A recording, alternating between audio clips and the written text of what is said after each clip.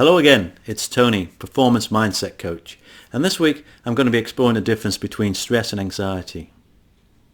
A decade ago, I was in a job I didn't like, with no clear understanding of what was expected of me, and I reported to a person I'd describe today as a bully boss.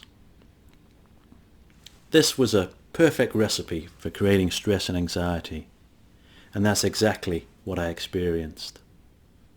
I couldn't sleep, I couldn't think straight, I felt awful, and I developed a mysterious pain in my abdomen, the source of which 2 visits to the doctor and a series of tests couldn't locate. I began to catastrophize that I must have an ulcer, or perhaps the onset of some dreadful disease. And the effect of this thinking was like pouring fuel onto a fire. In short, I wasn't in a very good physical or mental state. And back then I knew nothing about stress or anxiety, and so I wasn't equipped to help myself. Roll forward 10 years and there's not a lot I don't know about stress and anxiety. I've even written a book on the subject. And I've arrived at this position because all those years ago I made it my goal to learn all I could about stress and anxiety so that I'd never have to suffer in the same way again. And one of the things I learned early in my research was that people use the words stress and anxiety interchangeably. And while they both share similar physical and emotional symptoms, the thing that differentiates them both is their cause. So let's take a quick look at what causes stress. We experience stress in response to a perceived real and present threat.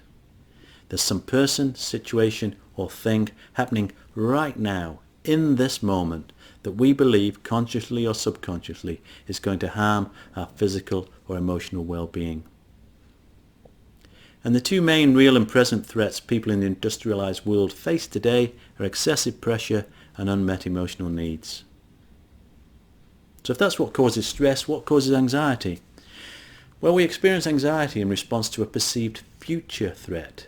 There's some person, situation or thing in our future that we anticipate, consciously or subconsciously, is going to harm our physical or emotional well-being. The expectation of harm is caused by one or more of the following: unhelpful worry, negative self-talk, or misuse of our imagination. And unlike stress, anxiety can become self-perpetuating because we worry about the symptoms we're experiencing, just like I did with my abdominal pain. And this results in even more anxiety.